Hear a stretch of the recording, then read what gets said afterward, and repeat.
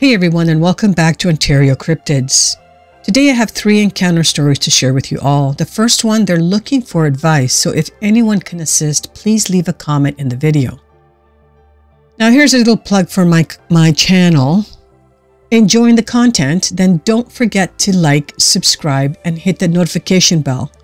It helps to support the channel, and you'll stay up to date with the latest videos. Join a community of like-minded individuals and be the first to know when new content drops.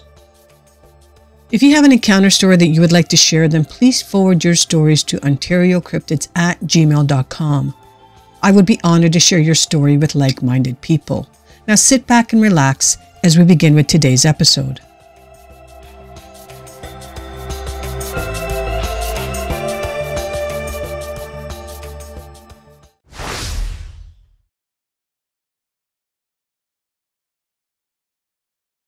Hey everyone, I'm a 28-year-old female, and I've got to share this wild experience I've been having.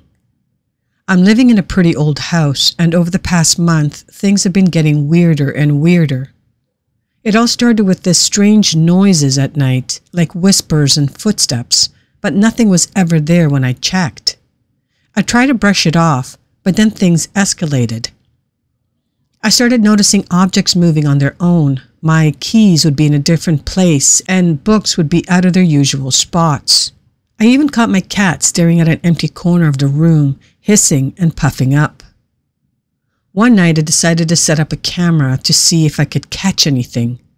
The next day, I reviewed the footage and saw something that totally freaked me out.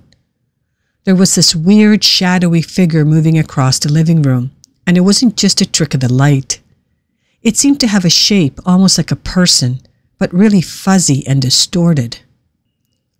To top it all off, my friends came over, and one of them, who's pretty sensitive to these things, said that they felt an overwhelming sadness in the house, almost like this place was mourning something.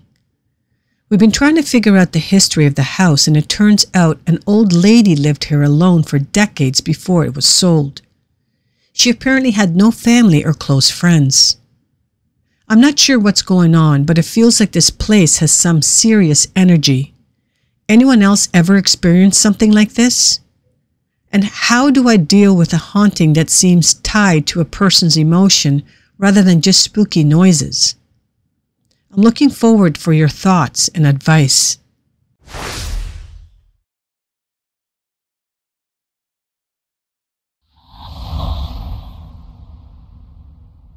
This encounter takes place in October of 1992. We're heading to the nearest town of Port Hardy, British Columbia. I was fishing with a friend and his pops about 45 minutes from Port Hardy. At the time, my friend's dad was receiving a ticket from the Fish and Wildlife Fuzz. With our fishing privileges being cut short, we decided to explore. We walked up to the top of a bank of the river and down a trail. We then found a shady slope about 15 feet high with trees and bushes at the top. We started throwing rocks at the sand, creating a small sand avalanche or sand slides. That's when we both heard a noise above us and we both looked up. We both made eye contact with a hairy human-looking creature with white or grayish-looking hair at the forehead. The eyes and nose were similar to an ape's, and the rest of its body was covered in a light brown and long hair. The creature was perched over a stump with a large upper body and large hands. Before we realized what we were seeing, the creature went back into the tree line. We finally looked at each other with the realization of what we'd just seen and started running. We jumped into the pickup and told the adults we just had seen a bear, and it was big. I don't think the creature was a threat to us, and if anything, it was just being curious.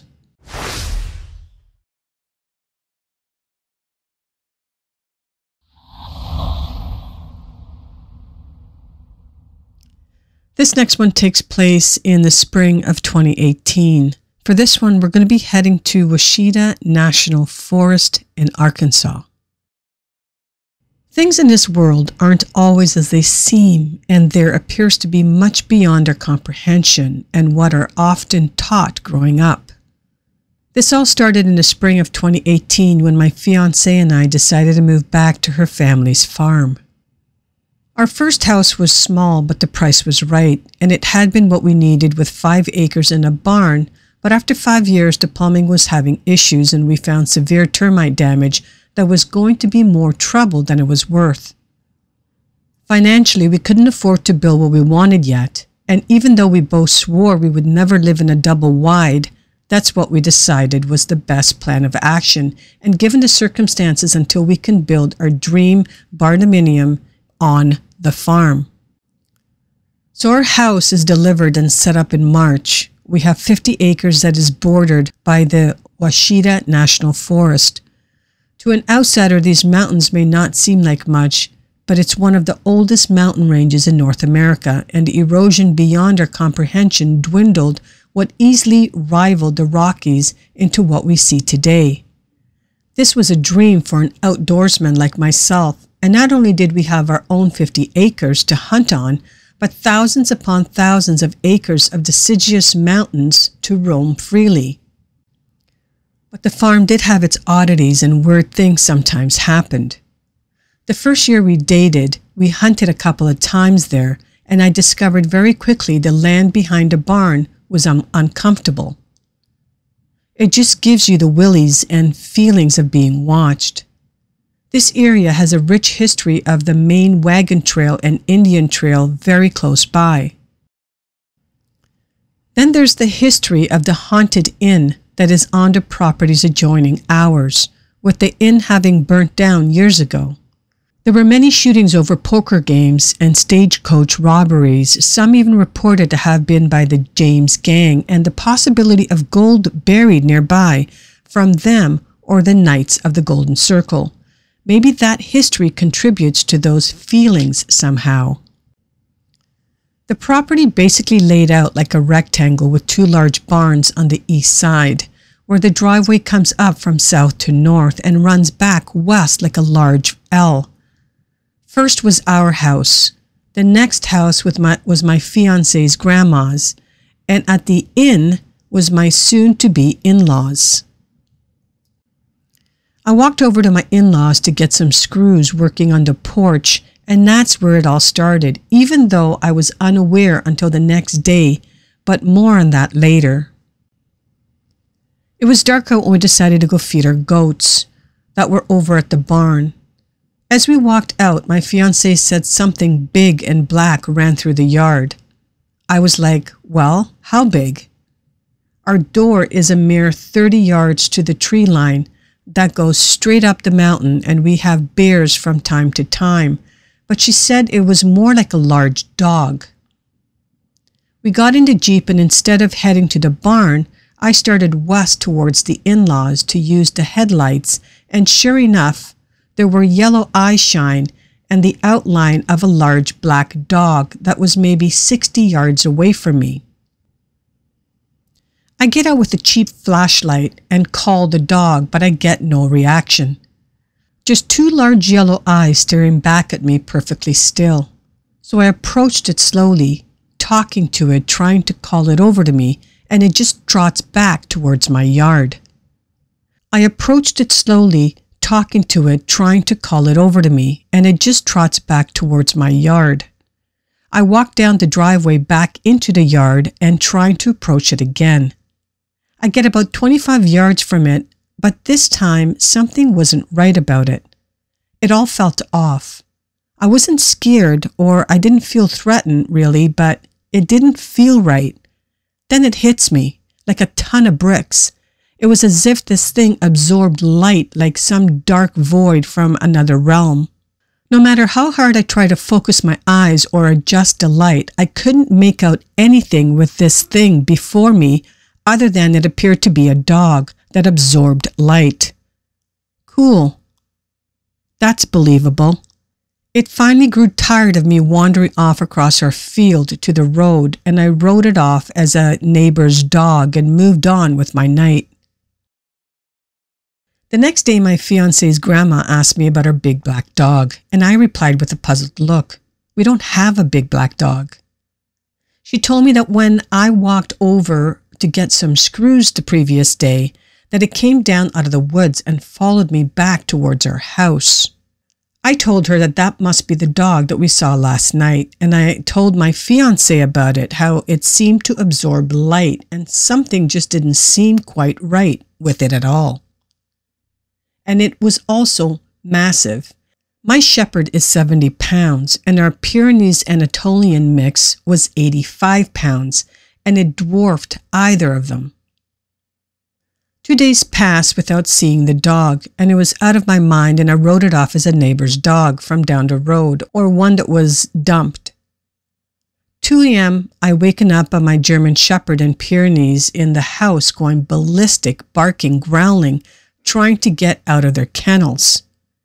I get up and walk to the outside door, quiet as I can, while the dogs go ballistic.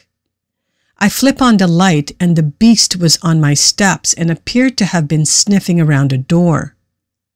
Soon as I turned the lights on, in one fast motion, this thing did a 180 leap off the steps and was gone into the darkness again.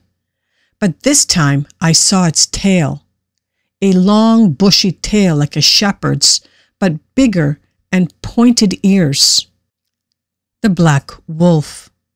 I know what you're thinking, it doesn't sound scary, but to see it, the way it seems to absorb light, it felt like pure evil, pure hatred.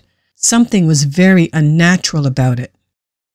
My brother-in-law calls me a few days later and asks me if I've seen a huge black dog or had any issues. He lives down the road and just through the woods from us, so I told him about it following me and the encounters.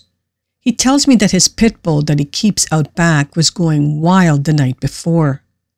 He went back there with a good bright light, and 30 yards away in the woodline was a set of yellow eyes staring back at him. It would close its eyes, and he said that he couldn't see anything, like it was trying to hide. This went on a few times before he finally saw it and described it the same way I did. Yellow-shaped eyes like a large wolf, but its body? That endless black pit. Somehow it absorbed all light and you couldn't make out any details other than the yellow eyes and the outline. The day after our wedding in early May, my brother-in-law calls me to tell me it came back the night of our wedding. They got home after dark and was just sitting on the porch when he heard bawling and screaming from the woods. He grabs a 12-gauge pump and his light and walks bare feet to investigate. He sees the black wolf again in the edge of the thicket, just the yellow eyes piercing back at him. Deciding he's had enough, he took aim and fired, but he didn't expect what happened. A set of blue eyes suddenly appeared and dropped to the ground, and the yellow eyes vanished seemingly. He cautiously approaches to see a small fawn with spots laying there where the wolf had stood, with slobber all over its back and looking dazed.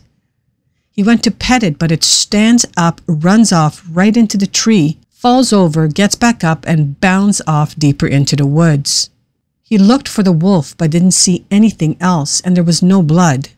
He chalked it up to it had caught the fawn, and he interrupted dinner and apparently missed. Because we spent all our money moving and putting in a septic tank, etc., our honeymoon was a weekend at home before it was back to work. I told my wife I wanted to go and investigate his claim. We get to his house and he recounts his story as we make our way to the location. I look for blood, hair, anything, and find nothing. I started making circles in the woods and come across a big doe that was undoubtedly the little fawn's mother. I find no sign of injury on her and can only assume she was hit by a car, and that's just where she made it to. Saddened for the poor fawn, knowing it wouldn't survive and likely ended up being dinner for the wolf or coyotes. Days passed without the wolf coming back, turned to weeks, turned to months. Then the dream happened. We were at a horse show and my mother-in-law was trying to get my wife to buy this horse. I told her absolutely not, we're not getting another horse. No way. It was a solid black gelding with a white blaze on its face. Next thing I know, I'm in my kitchen looking out of the window into the round pen, and that horse is standing there staring at me. My in-laws had gotten it anyways. I went to ask my wife about it, but I couldn't find her. And when I looked back, it changed to a very dark, very weathered, haggard, Indian-looking lady with long, matted black hair in dreads, long yellow fingernails, and wearing a very tattered, dirty, long dress with it over her head. The material almost looked like a weathered burlap or fringe, and when she saw me looking at her, she smiled. Even though it was a dream, I can still remember the smile.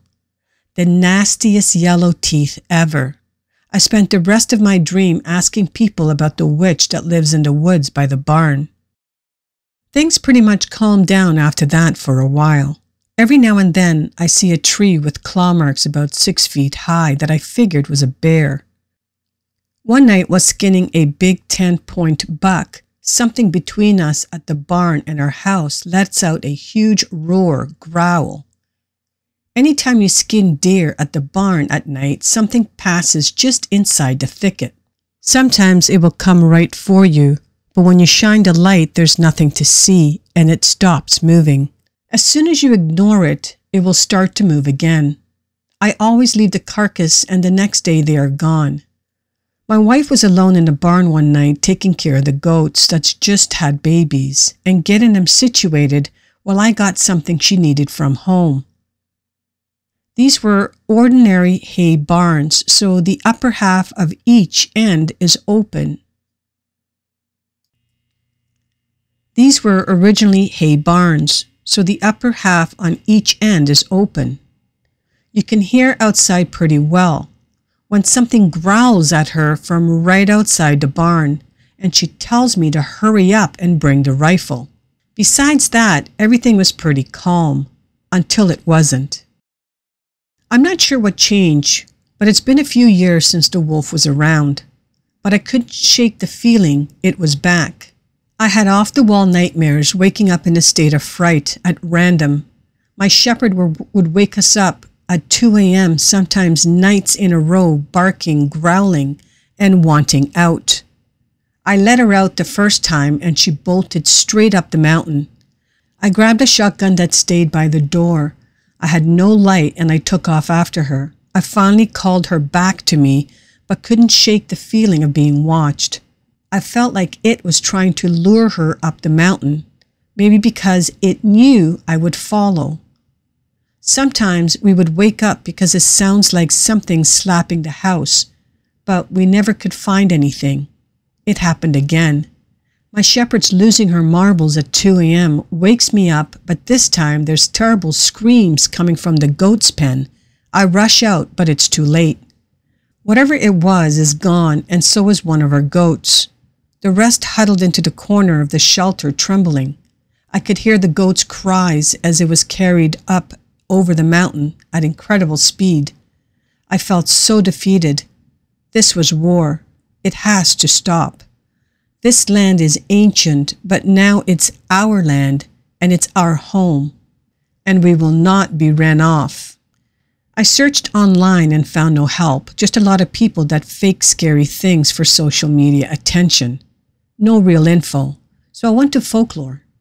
I cast some 405 GR bullets with silver mixed into the lead and loaded them in Starline brass.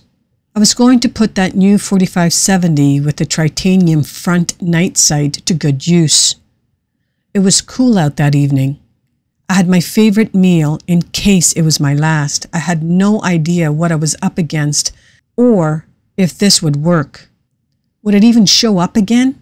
I climbed up my roof and settled in. The moon was about 3/4 full, so plenty of light to see from an elevated position. I started to doze off. I couldn't keep myself awake, it seemed. I awoke with a start. No idea how long I had been out, but it was silent. Uncomfortably silent. I caught movement by the driveway as a large, low black shadow crept in towards the goats. I steadied that green glowing front sight on whatever my adversary actually was, and I squeezed the trigger. Click. Oh no. In my sleepy state, I forgot the stupid crossbolt safety that won't let the hammer fall all the way. The black wolf stands up on its hind legs and lets out this awful roar growl that you have ever heard before, the most primal sound you have ever heard. It reverberates in your chest. It's so loud that I could barely hear it over the adrenaline dump and racing heartbeat in my ears. I cocked the hammer back again, took the safety off as it dropped back to all fours, and I squeezed the trigger. The heartbeat in my ears were replaced by the tinnitus from the roar of the rifle, and I lost some of my night vision from the muzzle flash. The beast had fell to the ground, thrashed about, then bolted back into the woods. I stayed up there till daylight watching. After the sun came up and it was pretty bright enough to see, I walked to where the beast stood, and there was a nasty-looking hunk of gray meat that smelt awful. It was the most rotten, putrid smell you could imagine. I knew it had to be there. That was a 405 GR slug that can easily stop a grizzly mid-charge. As I made it into the woods, I can see small spots of dried blood, but not much and no creature. I followed a trail where I could see overturned leaves, a broken twig, or ground disturbance. After I made it to the top, I was really hoping I had recruited some help. I pushed on, being cautious and watching, trying not to be led into a trap of its own. I followed the trail over to the property line of the haunted inn. The land was up for sale. It never had anyone own it for very long, it seemed, and I had a job to see through, so I pushed on. It led me down the mountain towards where the inn used to be. Before I reached the site of the inn, the trail led me by what appeared to be an old unmarked grave and back up the ridge and up a steep narrow ravine with a large chunk of rock and boulders. At the very top was a small opening to a cave or abandoned silver mine, possibly. The area stunk so bad I could hardly keep from throwing up. The large rock overhang had some kind of old symbols carved into it, but no time to be distracted. I looked into the hole as best that I could see, and I swear there was an old spear in there like what the conquistadors carried. There was no way I was fixing to go in and find out, though. Between the smell, the horror of what I had seen, and how it made it all the way back here, I was done. I wanted to go home, so I did. It's been 3 years now with no sightings or strangeness. I just make sure and leave a deer at the corner of the property every year. It's never there when I come back. I guess we have some understanding. How it all ties in together is anyone's guess. That's going to wrap things up for today. If you have any advice for the first haunting story, please leave your comments below. Thanks, everyone. Now to acknowledge the current OC members. I would like to thank Elizabeth, Jim, Diana, and Teresa for the contributions and support as members of the OC community. Your support is truly appreciated. And I do have a little surprise for you guys. I know Elizabeth has already seen it, but I don't think the rest of you have. So go and check out my message that I left for you guys.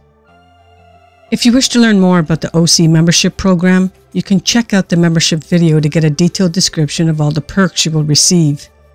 Don't miss out on the adventure. Become a member now and join us today. If these stories reminded you of an encounter that you may have had, then please forward them to OntarioCryptids@gmail.com. I would be honored to share your story on this channel. Thank you all for listening until the end. I truly appreciate it. Please hit the like button on your way out and smash the subscribe button if you're new to my channel. And don't forget to hit that notification bell. That way you can stay up to date with all my latest uploads. Have a wonderful weekend, and we'll see you next week right here on Ontario Cryptids.